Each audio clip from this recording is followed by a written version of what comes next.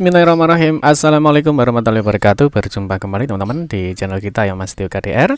Teman-teman, kesempatan kali ini kita akan berbagi informasi kembali ya, masih di seputar penerimaan ya untuk peserta didik baru atau di PPDB Jatim ya, khususnya pada tahun 2022 ini. Tentunya ini untuk jenjang SMA dan juga SMK negeri ya tahun 2023 ini.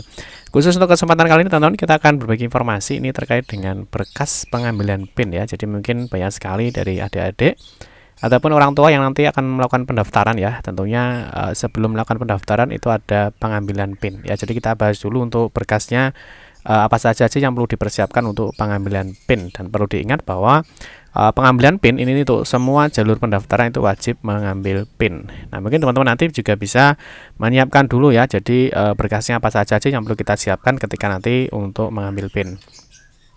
Nah, dalam video ini ya nanti kita akan membahas di beberapa persoalan. Yang pertama tentang apa sih sebenarnya PIN itu ya. Berikutnya bagaimana jika tidak punya PIN. Nah, ini yang sangat gawat ya, sangat bahaya ini ya. Bagaimana jika tidak punya PIN ya, apakah bisa mengikuti pendaftaran apa tidak. Yang berikutnya, ini ada jenis siswa dalam pengambilan PIN ya. Jadi ada dalam pengambilan PIN itu ada 3 jenis ya. Jadi nanti ada lulusan Jatim tahun 2023 atau tahun ini, lulusan Jatim sebelum tahun ini, jadi lulusan tahun lalu, dan juga nanti ada luar Jatim. Yang berikutnya, di sini ada berkas pengambilan PIN itu apa saja, atau data dan dokumen apa yang perlu kalian siapkan untuk pengambilan PIN. Terus yang berikutnya ini untuk waktu pengambilan PIN. Ini waktunya informasinya sudah tidak ada perpanjangan lagi ya, sehingga nanti teman-teman harus memantau kapan sih waktu pengambilan PIN itu. Yang terakhir adalah ini yang sangat sering kali ditanyakan, itu adalah PIN itu dapat digunakan berapa kali daftar ya. Nah, tentunya ada beberapa persyaratan ya ketika nanti teman-teman itu melakukan pendaftaran, apakah PIN-nya nanti bisa digunakan lagi apa tidak. Nanti kita akan bahas di video ini. Tapi seperti biasa teman-teman, kita ingatkan dulu mungkin bagi kalian yang baru bergabung di channel ini atau mungkin baru melihat channel ini, jangan lupa klik tombol like dan subscribe. Silahkan bunyikan lonceng notifikasinya biar Anda selalu mendapatkan informasi-informasi terbaru dari kita.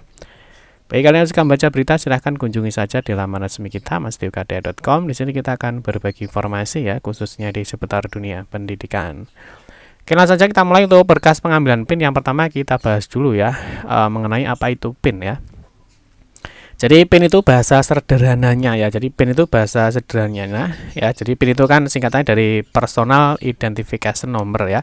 Jadi PIN ini sederhananya ini adalah password ya. Jadi password ataupun kode sandi. Sehingga nanti kalau teman-teman tidak punya password atau kode sandi ini tentunya tidak bisa untuk mengikuti pendaftaran. Yang kedua, PIN ini ya. Jadi PIN itu dipergunakan untuk melakukan pendaftaran. Ya, jadi PIN ya, jadi digunakan untuk melakukan pendaftaran. Jadi kalau tidak punya PIN ya, kalau tidak punya PIN tentunya tidak bisa melakukan pendaftaran. Nah, maka itu teman-teman harus wajib mengambil PIN dulu, harus memiliki PIN dulu. Paham ya? Terus yang berikutnya jenis pengambilan PIN ya. Jadi jenis pengambilan PIN itu ada 3 teman-teman ya. Jadi ada 3. Yang pertama adalah untuk lulusan Jatim ya tahun 2023. Jadi untuk lulusan tahun ini ya, baik dari SMP, MTS, PKBM maupun sebagainya. Yang kedua itu adalah lulusan Jatim tahun sebelumnya ya. Misalkan ada yang lulus tahun 2022, 2021 ataupun tahun 2020, misalkan mau ikut pendaftaran di tahun ini ya, tentunya harus mengambil PIN, yaitu masuk di poin 2. Nah, yang nomor 3 itu adalah lulusan luar Jatim ya. Jadi memang bagi adik-adik yang mungkin sekolahnya di luar Jatim dan tentunya kakaknya ya atau domisilinya di Jawa Timur, tentunya bisa mengikuti pendaftaran ya, dengan syarat tentunya harus mengambil PIN dulu. Jadi ini ada lulusan di luar Jatim. Jadi nanti ada 3 jenis untuk pengambilan PIN, tentunya ini harus adik-adik pahami ya.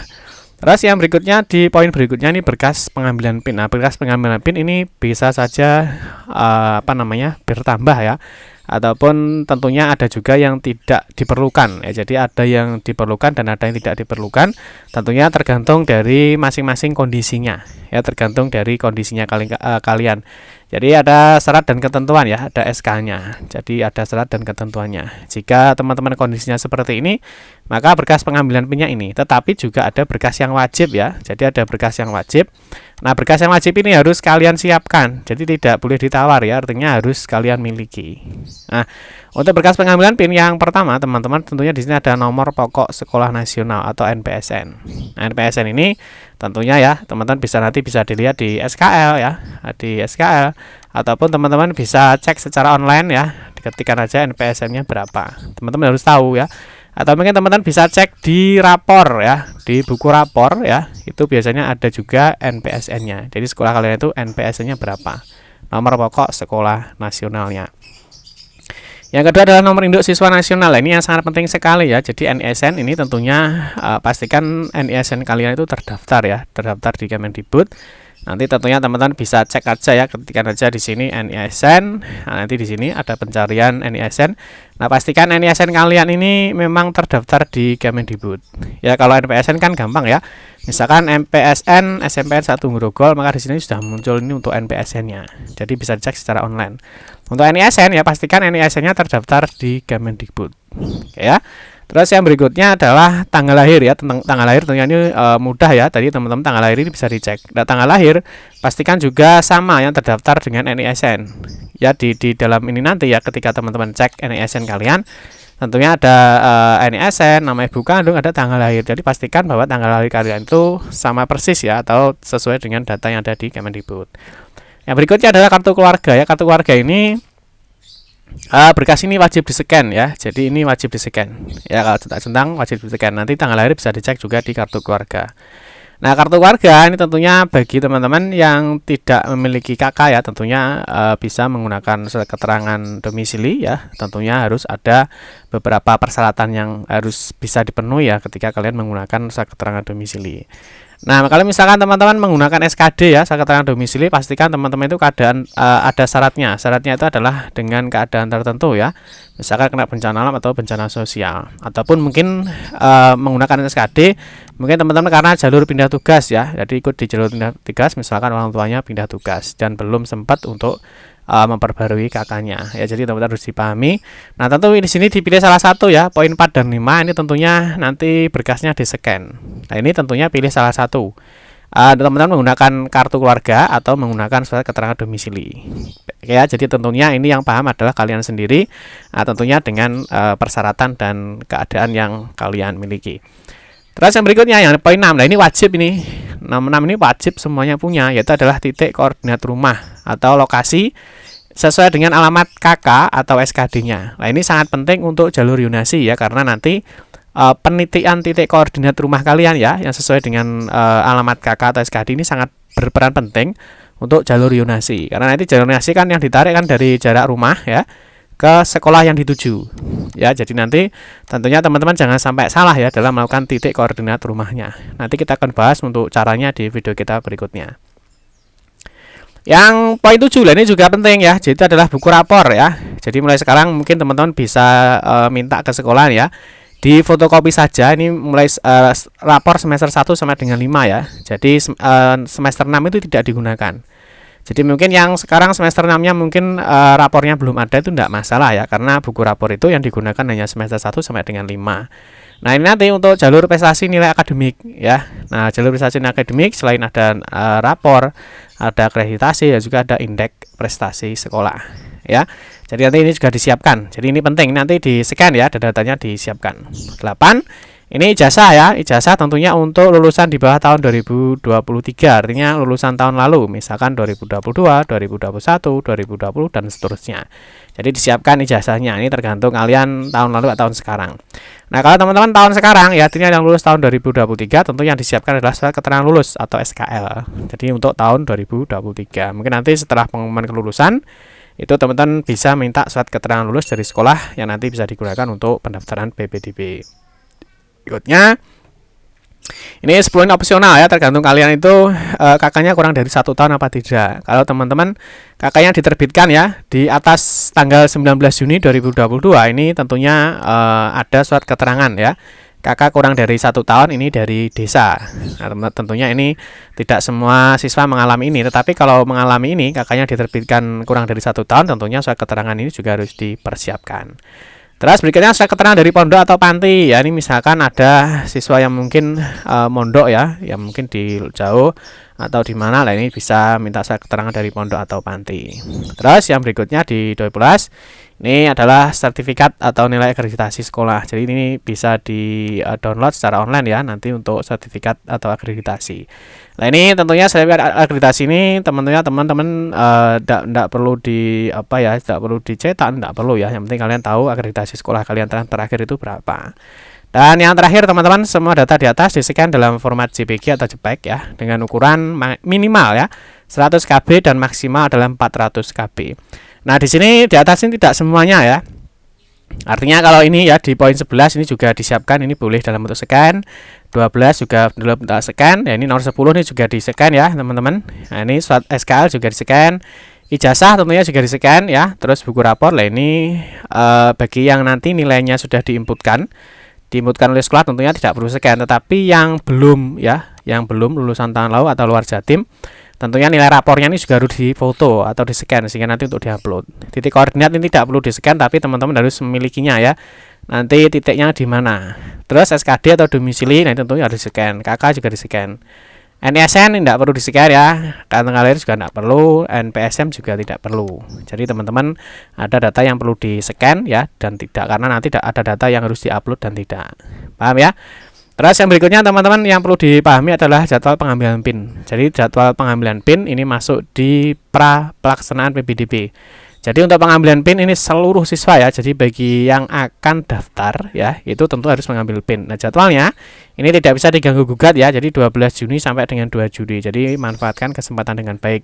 Nah, terus nanti PIN itu bisa digunakan untuk latihan pendaftaran. Jadi kalau kalian sudah mendapatkan PIN ya, nanti di tanggal 16 sampai dengan 17 Juni ini ada latihan pendaftaran. Ini biasanya untuk jalur Yunasi sama jalur prestasi nilai akademik ya. Ada jalur Yunasi dan jalur prestasi.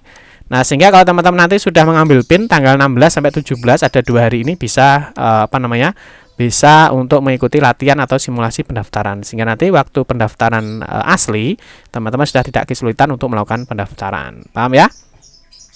Terus yang berikutnya PIN itu bisa digunakan berapa kali ya? Berapa kali daftar sih? Nah, sebenarnya PIN itu yang pertama, PIN itu hanya diambil 1 kali saja. Jadi setelah pengambilan PIN ya tidak perlu ngambil PIN lagi. Kalau misalkan nanti daftar di tahap 1 tidak diterima, itu bisa daftar lagi di tahap 2. Jadi tidak perlu mengambil PIN itu berkali-kali atau per tahap atau per jalur, tidak perlu. Jadi hanya diambil sekali, bisa digunakan untuk 5 tahap. Nah, terus PIN itu dilakukan secara online atau diambil secara online. Nah, kedua, nah ini PIN bisa digunakan sebanyak 5 kali ya. 5 kali atau teman-teman paham ya, ada 5 tahap. Jadi ada tahap 1, tahap 2 dan tahap 3. Tahap 4 dan juga tahap 5. Jadi ada 5 kali ya, atau ada 5 tahap. Nah, tentunya dalam ini ada catatannya ya. Dengan catatan saat mendaftar di tahap atau jalur ini belum diterima. Jadi kalau misalkan teman-teman belum diterima di tahap 1 bisa daftar di tahap 2 ya. Tahap 2 tidak diterima bisa ke tahap 3. Tahap 3 tidak diterima bisa ke tahap 4. Tahap 4 tidak diterima bisa ke tahap 5. Jadi nanti ini kan ada 1 ya. Jadi 1 di tahap 1 nggak terima ke tahap 2. 2 nggak diterima bisa tahap 3. Tahap 3 nggak diterima bisa ke tahap 4. Tahap 4 nggak diterima bisa di tahap 5. Jadi ada 5 kali jadi PIN itu bisa digunakan. Tetapi jika sudah mendaftar dan diterima ya, maka PIN tidak bisa digunakan lagi. Jadi artinya PIN itu kalau teman-teman melakukan pendaftaran misalkan ikut di tahap 1 misalkan. Tahap 1 di misalkan di jalur keluarga tidak mampu, misalkan kalian punya KIP ya. Nah, daftar di tahap 1. Terus ternyata teman-teman menggunakan KIP dan ketika daftar di tahap 1 ini teman-teman diterima ya, diterima artinya teman-teman masuk ya atau diterima, maka PIN ini sudah tidak bisa digunakan. Ya, PIN ini sudah tidak digunakan. Jadi artinya PIN itu hanya bisa digunakan 1 kali saja. Jadi tergantung dari kondisinya. Tetapi kalau belum diterima, teman-teman bisa terus ya, bisa terus sampai dengan 5 kali atau 5 tahap. Nah, nanti kalau misalkan teman-teman daftar di tahap 3 ya, misalkan di tahap 3 ini kan ada jalur Yunasi ya. Ada jalur Yunasi dan nanti di jalur Yunasi ini ya, misalkan jalur Yunasi ini teman-teman sudah diterima ya di tahap 3, maka teman-teman tidak bisa daftar di tahap 4 atau di tahap 5. Jadi hanya bisa digunakan 3 kali. Nah, ini PIN ini tergantung jumlahnya, tergantung dari kondisinya apakah sudah diterima atau belum. Ya, semoga bisa dipahami. Terus yang berikutnya selain ini ya, jadi berikutnya adalah tahap dan jalur. Di PPDB Jatim tentunya teman-teman sudah tahu ya bahwa di tahap 1 nanti ada jalur afirmasi, perpindahan tugas, hasil lomba dan seterusnya, yang mana di dalam tahap 1 itu dibagi lagi menjadi beberapa jalur ya. Misalkan untuk afirmasi ini ada keluarga tidak mampu, anak buruh, penyandang disabilitas dan seterusnya. Kita sudah bahas di video kita sebelumnya. Terus ada tahap 2 ya, tahap 2, terus nanti ada tahap 3, ada tahap 4 dan juga ada tahap 5. Ya, misalkan di tahap 1 belum diterima, bisa ke tahap 2 ya, belum diterima lagi bisa ke tahap 3, tahap 4 dan juga tahap 5 jika belum diterima. Tapi kalau sudah diterima, maka PIN hanya bisa digunakan satu kali itu. Paham ya? Semoga informasi ini bisa dipahami.